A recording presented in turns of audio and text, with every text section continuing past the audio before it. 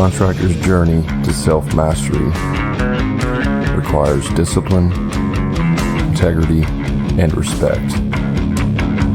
Welcome to Hammer and Grind.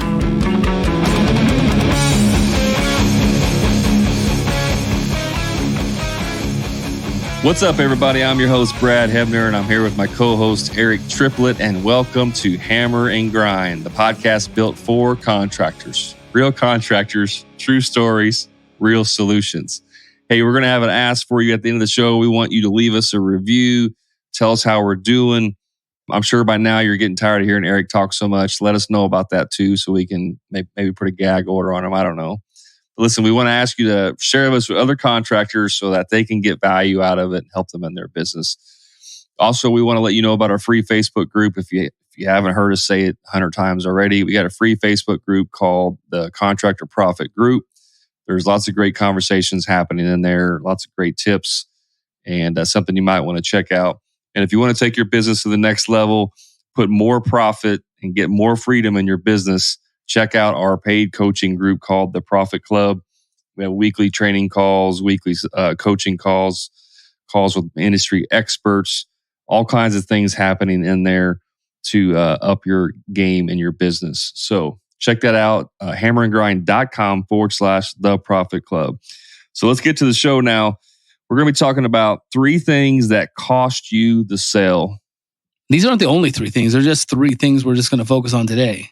This could be like 20 podcasts Absolutely. long, yeah? Wouldn't you agree? Yeah, I'm sure there's more than 3, but we're going to focus on specifically 3 today. You know, I can talk with such authority on these 3 freaking topics right now. Guess. I'm going to say because you've done them all. Because I was real good at these 3 things that lost the sale. You were expert at these Yes. I was so good at these 3 things that it would blow your mind. Well, what are they? Let's lay out the 3 and then we'll dive into them. Okay, so the 3, if you just want them all, you want to just give them all at once? Like, you want to hang them on for a minute? What if they get the 3 and they just like, okay, all right, cool, well, just done. pick the first one then. All right, no, never mind. I'll just give it to him because you told me to give it to him. All right. All right, give it to him. Self-promotion, tech talk, and assumptions. Those are the 3 we're going to talk about. We're going to dive into them right now. Let's start out with self-promotion, Brad. Tell me all about your business, how long you've been doing it, how many awards you won, and how tall you are. Yeah, well, Mr. Customer, I've been doing this a long time. And we're a Better Business Bureau A+++ rated business, and we have tons of reviews, lots of testimonials. I have 5 pages full of recommendations I can give you if you want. And we've just won all kinds of awards, industry expert. Just the list goes on and on and on. So if you don't hire us, then you're pretty much stupid.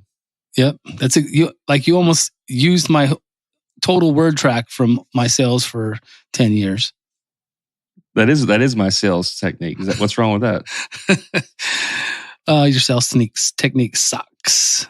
No, really, but let's talk about this. In the past, like an old school way, that was probably a good way to like set the stage because there wasn't social media. But the problem is, we've talked about it before, a lot of contractors today were brought up in the industry by old school contractors that still use that technique, but new school doesn't necessarily need that anymore. Self-promotion is kind of out the door because they've already vetted you. They've already done the social proofing on that. We said it once 1,000 times, but it's really important because contractors still make the mistake day in and day out. The old before the internet, and really not even the internet, before social media, what did every contractor do? They show up to the job, or to the prospect's house, and they have a 3-ring binder, right? With the little laminated sleeves that you put photos and pictures down in there. And they have, pictures of all of the projects that they've done, like 20 different projects. And they have 5 or 6 handwritten testimonial letters from their customers. Like, it's a portfolio. Right? Like, that's how they did it. They showed up with this binder. You never had to do that, did you? I did do that. No, you didn't. Yes, I did.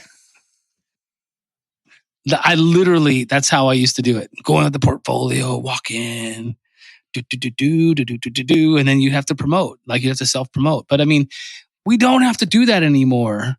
Dude, this reminds me of a story. I don't remember the exact story because I'm probably going to screw it up, but there was a woman in a kitchen, and she was doing a particular style, like doing something in the kitchen, right? And then someone was like, "Hey, why do you do it that way?" And she's like, "I don't know. I've always done it this way. Like my mom told me."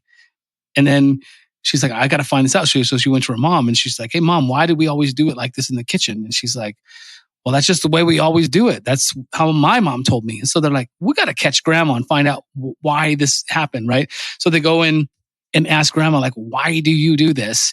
And she's like, "Oh, because we didn't have very much money, and that's how we overcame some certain things, and that's why we do it the way we do."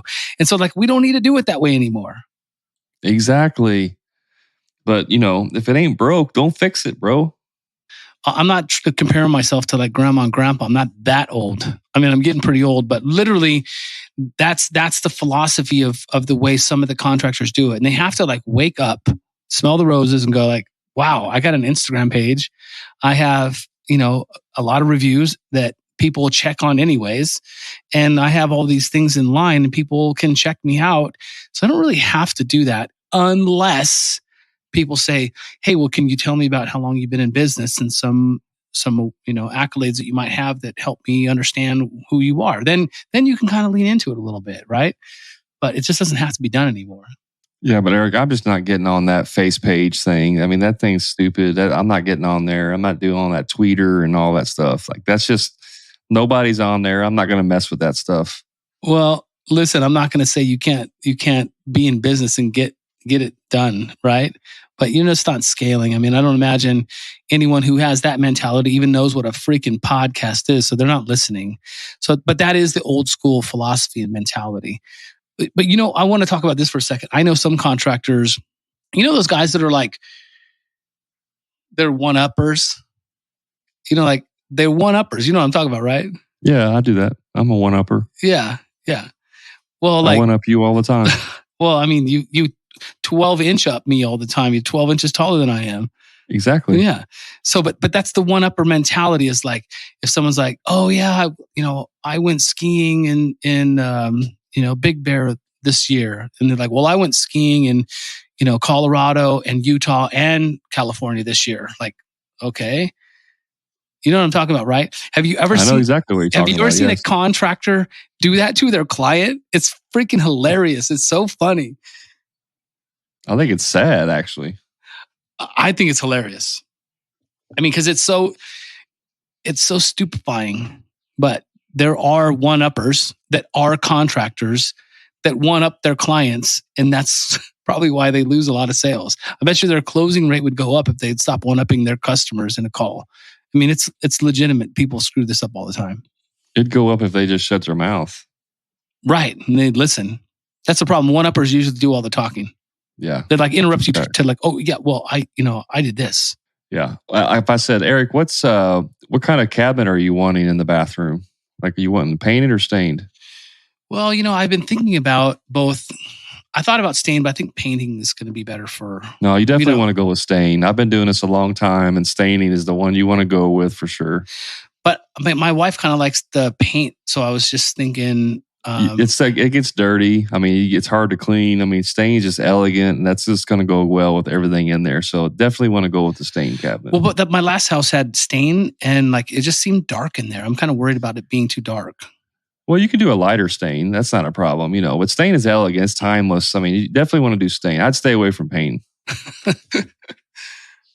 Yeah. Well, see, this is going to lead us right into tech talk. Because a lot of times, I think this is a perfect segue into tech talk. Because tech talk's not, you think of computers and like iPhones and Androids or whatever you use, Brad. I actually use an iPhone, Brad. No, I'll never use an iPhone. All right. Well, now our customers really know who is who. You live in California, you have to use an iPhone. I mean, that's like, there's no question about that. So you're saying if I move to Indiana, I'm going to have to get rid of my iPhone? Yeah. Well, I'm never moving to Indiana. I'll tell you that right now. Look, the segue to tech talk, and it's not about technician computer stuff. It's about technical aspects of scope of work, like just how Brad was saying. It's like, hey, well, I recommend that you do the stain instead of the paint because of this, because of that, because of whatever, or vice versa. You're going to have other contractors that are leaning towards paint, and they don't want to do the stain. And what's really, really funny, Brad, is the reason that they're leaning in those directions might be purely because, hey, my guys aren't that good at paint. They're really good at stain. Or I think I make more money at stain instead of paint. And I like stain personally. Like, I think about this with waterfall guys all the time. Like, I'm going to build a waterfall the way I want it, the way I like it. It doesn't matter what they want, right? And they get all technical, like technician stuff. That's what I meant, technician. Well, yeah. I mean, there's a crossover. I mean, the self-promotion is like where I was going with the cabinet was like, you should listen to my opinion because I'm the best, right? I know better than you. Doesn't matter what you want. I know better than you. And so that it does carry over a little bit in the technical. I think the main reason why we geek out on or nerd out, whatever word you want to use, tech out, is because we don't feel like we're the subject matter experts. And so the way we prove that we are the subject matter experts is by actually talking more about it. We're filling in we add words to make it seem like we know more. True. That's an interesting perspective I hadn't thought about, but I can definitely see that happening for sure. But you can also geek out. If I said, Eric, so what kind of, do you guys use a pond skimmer in the ponds, or how does the water, how does it get filtered? Yeah, then you can go down a total rabbit hole right there. But see, you missed the cue. I wanted you to check out on me. Okay, cool. Okay, start over. Sorry, I apologize. We're role playing. So do you guys have like a filter or something in the pond? Like, how does that work? Yeah, we actually have a skimmer. I actually invented it. I have a patent on it and everything. Oh, really? Yeah, it's a patent. And I did it in 2012, and we sold them across the nation, and people really like them. They're easy to maintain, and it just takes care of the surface of the water. Like when wind blows and the debris falls in the pond, it comes over and it sucks it right up, and then you'll be able to just clean it super, super easy. I don't think you did a very good job, Eric. What was I supposed to do? You're supposed to tell me how many gallons per minute it does and what horsepower pump and all that crap. That's teching out. That's geeking out on them. So shit. See, there's the problem is I don't even know how to tech out. I don't do it anymore. Exactly. Okay. Once you stop doing it, you learn how to, forget how to even do it. Okay. Let me go back into it. Okay. So yeah, the skimmers that we have, they're super killer. They're powerful. Normal skimmers on the market, they only have about, an 8 foot of diameter that they can actually pull water from. But the skimmer that I invented actually pulls 12 to 14 feet. And with a couple of jets that we strategically place in the pond, we can get, we can even create better influence there. We can do flow rates from, 2,200 gallons an hour to 8,000 gallons an hour. And we can really design whatever we want to around the whole pond from this particular skimmer. That's a great question. I'm so glad you asked. That's what I'm talking about. And I have no idea what you're talking about. Nor does it influence my decision whatsoever. This is not how I saw this podcast going down. That's what they do. That's exactly what people do. Right? They start talking about all the stuff that, Now there's if you get a C personality and he's asking you those questions, then you want to answer them. Right? Mm-hmm. Yeah. But if they say, well, what's the flow rate? You give them the flow rate. You don't tell them everything else. You don't have to add everything else to it. Yeah. Or better yet, you could say, that's an interesting question. Most people don't know what that means. What makes you ask? Right. I was going to kind of take us down that road and then talk to people about what that means.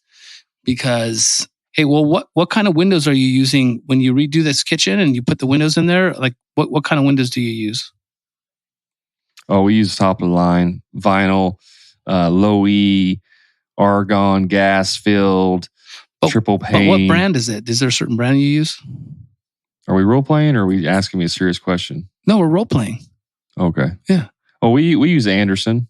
Oh. Yeah. Yeah.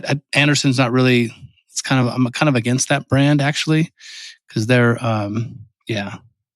Well, Anderson's the best. That's why we install them, because they're the best. Well, I was hoping to use Pella because I have stocks in Pella and I don't have stocks in Anderson. So I was hoping that you could use Pella. Is that cool? Yeah, Pella's going out of business soon, man. They're not going out of business. Their customer service is terrible. You definitely want to go with Anderson. This is so screwed up. We can't even role play wrong. This is not cool. No, but that would be the thing. It'd be like, hey, what brand do you use? That's a great question. That's interesting. Why do you ask? Because you might find out some information, but you go so deep into the tech talk, like, oh, I'm going to tell them all about the brand that I use and how long I've been using them and how I'm their top installer and right? They might have a really particular reason they're asking that question. If you don't like kind of pause and think about it and understand why they're asking the question, you might just run into tech talk because you think that that's what they want. And they really don't want it. They don't want to hear that kind of stuff. Some clients will. And when you realize who that client is, then you can kind of dive into that. And that's when I just go like, hey, Brad, I'd love to give you as much information you want about the skimmer and the flow rates and all the technical stuff about it. But, and then you can, if they go, yeah, I want that, then you can dive deep into that technical part of your job, whether it's a window or a skimmer or the type of wood that they want used on their place, right? But I think most contractors have they assume that they want the technical stuff and they just dive into it. That's because they think that they're hiring the customer's hiring them or the contractor because they're the expert. And so it's not possible that the customer could actually know, enough information, as much information as they do. Like some contractors, it's not possible for them to actually, a customer to go actually do research and find out, the flow rate and the pond and skimmers and which one's the best and all that stuff. Like they just don't think they do that. And so they gotta share their dominance by how much they know. Again, a lot of times that comes from nervousness, especially if you're not very good with talking with people, then that comes into where you start talking a lot because you kind of have a nervousness about, what you're saying. And so you end up talking more, which sounds counterintuitive, but that's actually what ends up happening. For sure. And most people, not just contractors, but people don't like that void of conversation. They don't like that silence. And so people will technically lean into that silence and talk because they feel like they got to fill the void. And so that's all the contractors understand is to like lean into technical stuff and make themselves. It goes back to self-promotion. If I talk about enough technical stuff, it's self-promoting me how smart I look. And that's actually what I did when we were doing that first original role play. I went into self-promotion mode instead of the deep technical talk. So like I was just going the wrong way. I went back into, oh, it's my patent. I've been doing it for this long. I'm this good. I'm that good. Instead of going, oh, well, cool. The thing's 36 inches tall. It's tiny footprint, 19 inches in diameter, but like going into that technical stuff. So I screwed that up and I just realized that. But do you go ahead? Yeah. I think they cross over quite a bit. Self-promotion and tech talk, they cross over quite a bit on stuff. But a lot of times with tech talk, like if a customer has a question of like, as far as windows go, do you recommend low E or is that really like not important? Then give them an answer, give them an opinion. Yeah. Yeah, I would definitely recommend low E. It does help with your energy cost. But that's it. I'm not saying, yeah, I would do low E, and you might even look at argon because that's another option, and then this and get triple pane. Like I'm not going. It's not a opportunity for me to just keep diarrhea of the mouth and keep talking. Like I'm answering their question and then I'm stopping. Yeah. Now, if they ask me 2 or 3 tech questions in a row, do you recommend low E? What about triple pane? What about vinyl versus wood? They start asking me all these questions. Then I may ask like, it seems like you're, really concerned about the window and all the components of it. Can I send you some literature on it that may help you or whatever? Like I may try to figure out what's going on there. You see what I'm saying? Yeah, for sure. And dude, this is really cool. The cool thing about this podcast, like if only 2 people listen to this and they stop it early because we screwed up our role play, then that's cool. But what really is the benefit of this podcast as it comes out is talking about selling past yes. And that's one of the tools of the trade I think we should need to talk about in the Profit Club and like kind of build on that. But it's what's really horrible is when a contractor really has the prospect on the hook and they're ready to buy and they don't even realize it.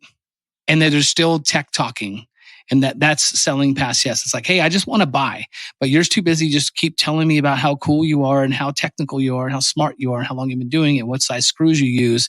And the other contractors only use this size screw and on and on and on. It's like, dude, listen, I just want to buy. Okay. Just like shut up and like, what's next? I don't want to hear that anymore. It happens a lot. This is a funny story. It happened yesterday. My painter, which is a female, but we gave an estimate on a door, an old, really, really old round top door has like those little, like you see in Castle, has like a little doors in the middle that you can open up, and stick your head in there. And it's got like this real wrought iron. I mean, it's a awesome door. It's a beautiful door, and it's faded. And so we were going to stain it. And I gave the customer an estimate, and my painter does all my painting estimates because she just started working for me about 4 months ago, and I'm not a painter, so I kind of rely on her for the estimating. But long story, we give the estimate to the customer, and he had a question about, was it just the front? Wait, are you just doing the outside or are you doing the inside? And I asked her, and I messaged her, and I said, hey, on video chat, and I was like, hey, are we? What are we doing? And she starts going into like the whole process about why it's going to take so long. I got to sand it. I got to do one coat of sanding, and literally starts telling me the entire process of how she's going to stain this door. Now, I mean, she's a contractor. She used to have her own business too.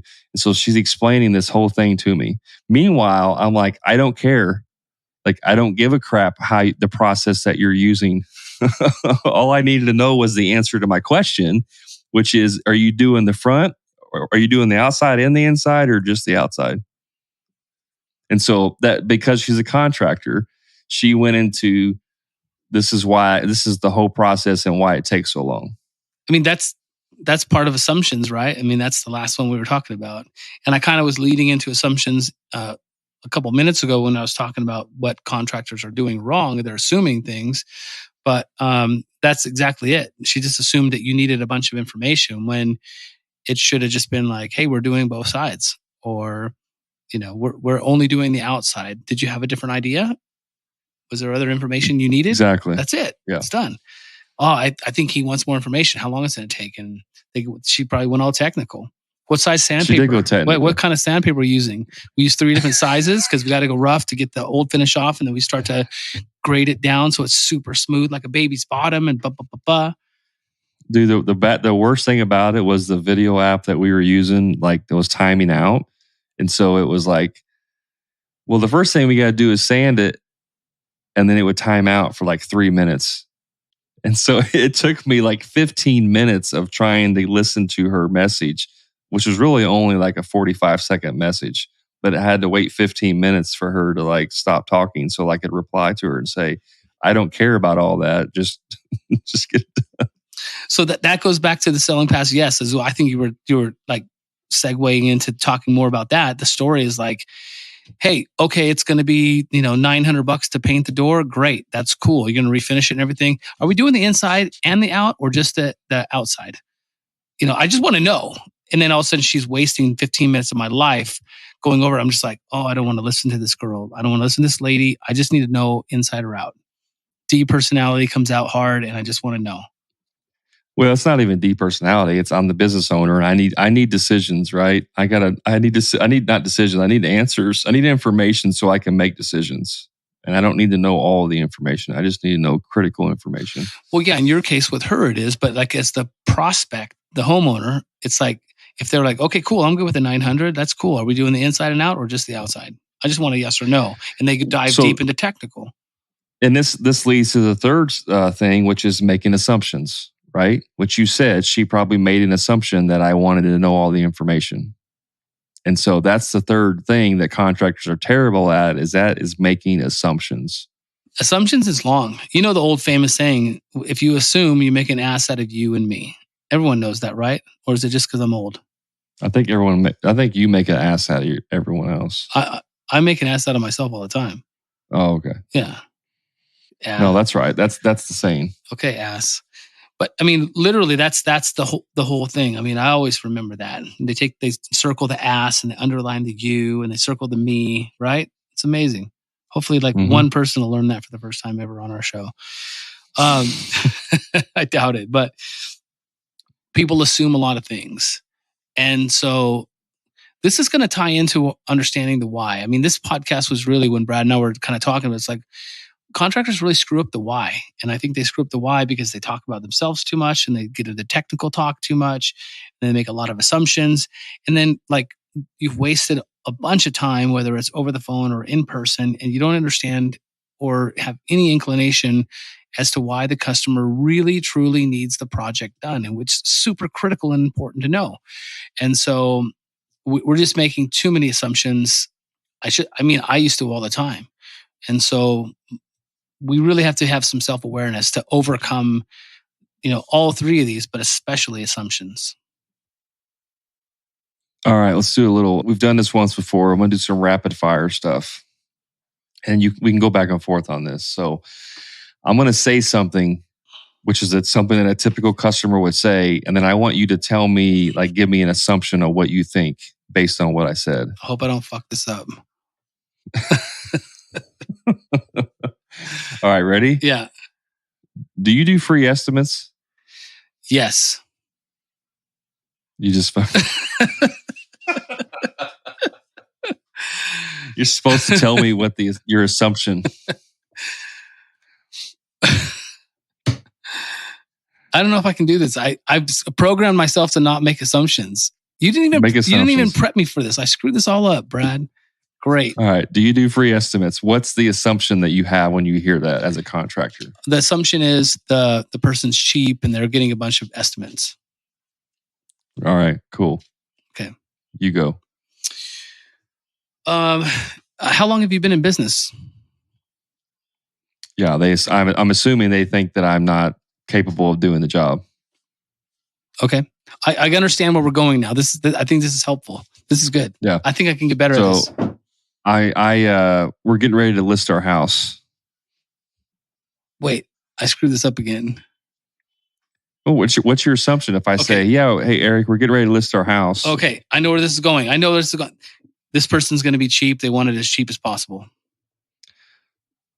It could be. Or they could be like on a time crunch. I mean, that would be an assumption, like they need it done yesterday. Well, I mean, that's a good assumption as well. We're getting ready to list the house, but I'm like, oh, this person doesn't want to spend any money. They're dumping it. This is not their forever home. Right. But I mean, these are important assumptions. You can't assume that because they might want to like really make it amazing and raise the value of the house. Right. Okay. So what you got one for me?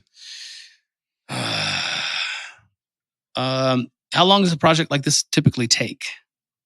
My assumption is that a assumption could be that they, are wanting it done as soon as possible. Like quickly, like they don't want us to get their house for very long. You know what I mean? Like they want to try us to work weekends and nights and all that stuff. So no, this is good. Let's dive into this one a little more. If I said, hey, how long does a project like this typically take? And your assumption was like they want it done fast, right? Yeah, like they think that they have an assumption of like it should only take so long. Like they watched a TV show, HGTV, and they should be able to remodel their kitchen in 5 days. True. And so I'm thinking like they have unrealistic timeframes. That's the word I was trying to get out. Right. My assumption is they have unrealistic timeframes.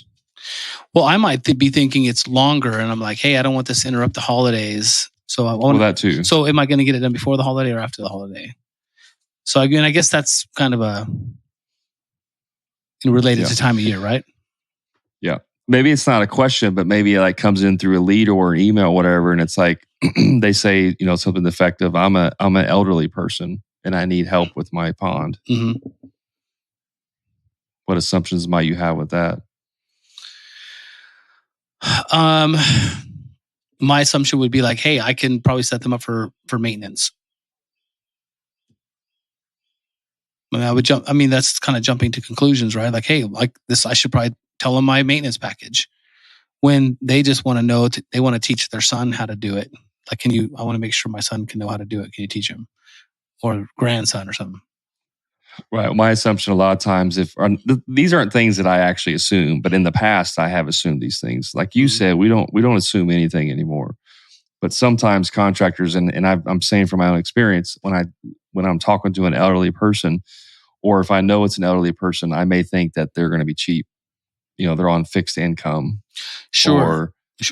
They're used to only paying, 47 cents per gallon of gas. And that's their reference of what things cost. Right. What else? This doesn't seem that rapid fire to me. This is not like rapid fire. That's because you keep slowing it down and screwing it all up. Okay, give me another one. I might be out. If you would have given me a little bit of warning, and this is really spontaneous, so I'm not ready. That's the whole point. I don't want you to prepare for it. All right, that's good enough. So making assumptions. Why is it important not to make assumptions other than making an ass out of you and me? Like, what's the main reason for not making an assumption? Well, again, people are jumping to conclusions, and now this is kind of coming full circle around. So like if someone's going to, hey, I'm trying to get my house on the market. I'd like to get this project done. Can we talk about it? If you're jumping to conclusions that, hey, they're going to get it, they want to get it done real fast and they don't have a lot of money. If you were just saying, if you would say like, that's a great question. Why do you ask? They might just say, hey, we're going to put on our house on the market next spring. And I was hoping that we could dump some money into the landscape to really bring the value up of the home. And I just wanted to talk about that. I mean, that's polar opposites of what you assumed. And that stuff does happen. Right. So that would be a really good example of what we were just, talking about, the rapid fire that was kind of slow fire. But that's a good example of how things are assumed, and you shouldn't make these assumptions. You just got to ask. Well, when they ask you questions, like you want to understand why they're asking these questions. It's not always what you think. I can't tell you like dozens and dozens and dozens of time where I've made an assumption about something. And I for me, it's kind of a game. Like a lot of times I'll get off a call, I'll do a discovery call. I'll get off the call and my office manager's sitting there and I'll say, yeah, we're never going to get that job. Like it's, it's almost like a game, like I'm guessing. Mm-hmm. And then 2 weeks later, they'll call back and I got the job. You know what I mean? I'm like, oh, okay. I miscalled that one. And so you just got to be careful.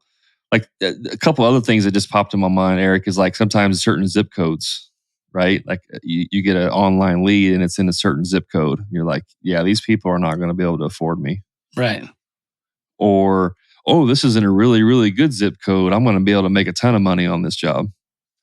That's a great assumption because, dude, I've done multiple ponds for people in really poor zip codes.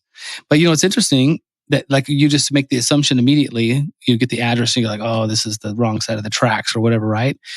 But the couples literally lived there for 55 years.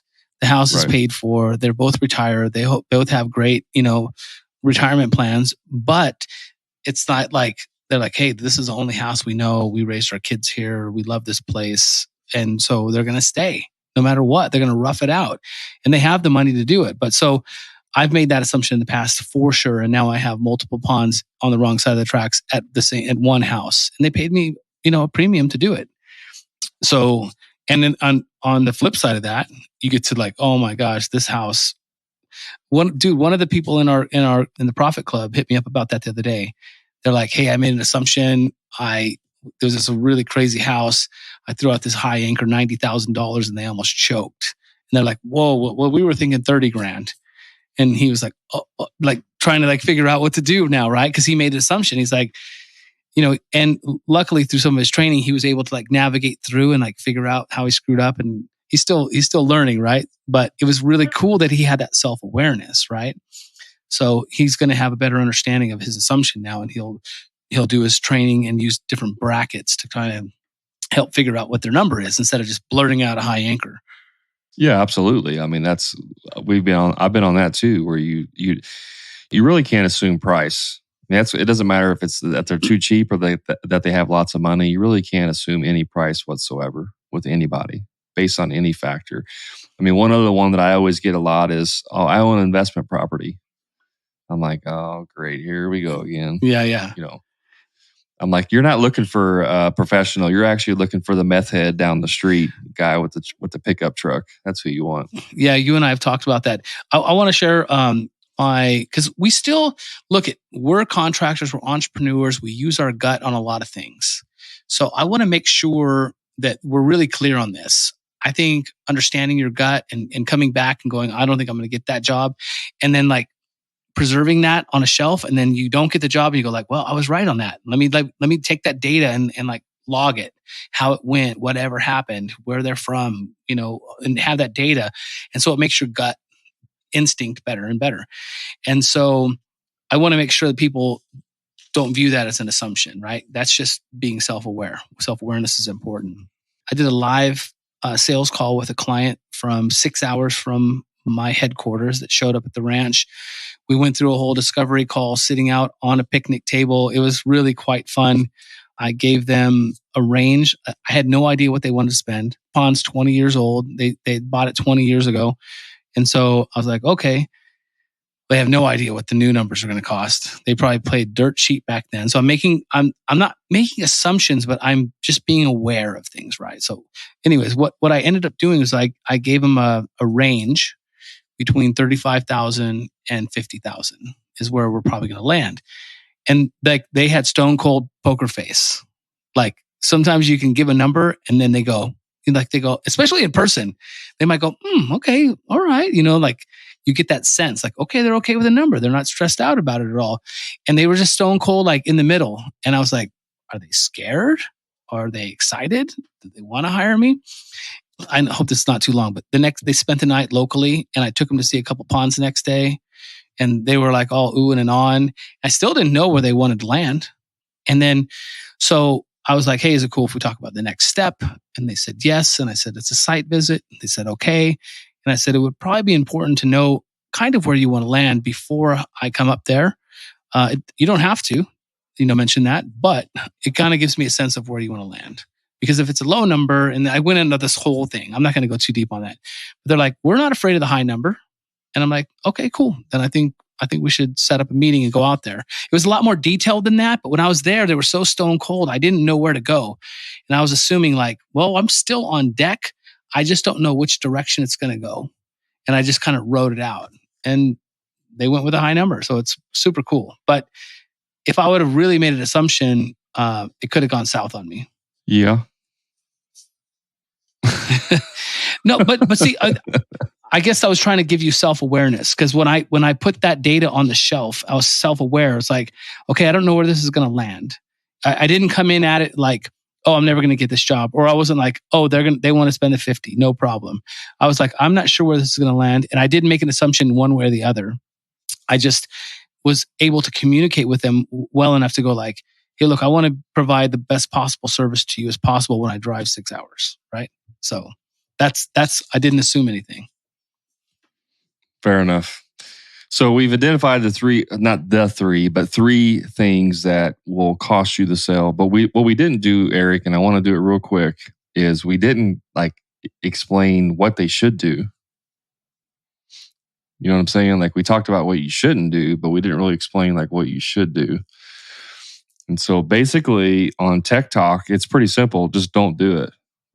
You don't need to talk about all the bells and whistles and all the features and all that. If they ask you, answer their question, and that's it. But don't do it. It doesn't make you sound any better. It doesn't make you sound more appealing. It doesn't make you sound like an expert. A lot of times it actually makes you, I would say more times than not, especially if you have diarrhea of the mouth, it actually will cost you the sale. I mean, it will literally cost you the sale because they're like, I don't want to talk to this. I don't want to hire this guy. Yeah, I'll take you sale past yes, that like we talked about. And then they're like, I don't even want this guy in my house. Every time he talks, waste half an hour at a time. For sure, right? Exactly. Yeah. And as far as the self-promotion goes, it's really not necessary. I mean, with a simple like, hey, would it be cool if you just tell me how you found out about our business? They were going to tell you, I saw a truck, I saw this, I got a great review from your friend, from my friend that you built the water feature for, the remodel for. They said, you're amazing. I can't wait to work with you. Then you already know they have this great sense. You don't have to talk about yourself anymore. They don't want to hear it. They've already vetted you. Yeah. If they ask you, hey, are you licensed, bonded, insured? Yeah, I sure am. Is that important to you? Yeah, absolutely. I mean, that's like simple. it. And then to a certain degree, you have to make some assumptions. You know what I'm saying? But you can't let the assumption dictate what you're going to do. I don't know if that makes sense or not. Well, the assumption one got weird on me, and I know I went a little long on it, but it's like there's a difference between making an assumption, like our rapid fire, the slow fire, and self-awareness. You have to be self-aware to make your gut get better on when you're doing these things. But you just can't assume that they don't have the money. You can't assume that they have a bunch of money. You can't assume anything on timelines or anything like that. You just have to ask calibrated questions and ask them to let them give you the information. Yeah, I agree with that. I mean, I like I said, I like to do it as a game. I'll make assumptions based as a game for myself, but I don't let those assumptions like dictate how I have the conversation whatsoever. Sound enough. I think we did it, except we didn't do the rapid fire. We went slow fire. I talked too much about, oh, geez. You literally did all three things that we said we shouldn't do in the podcast.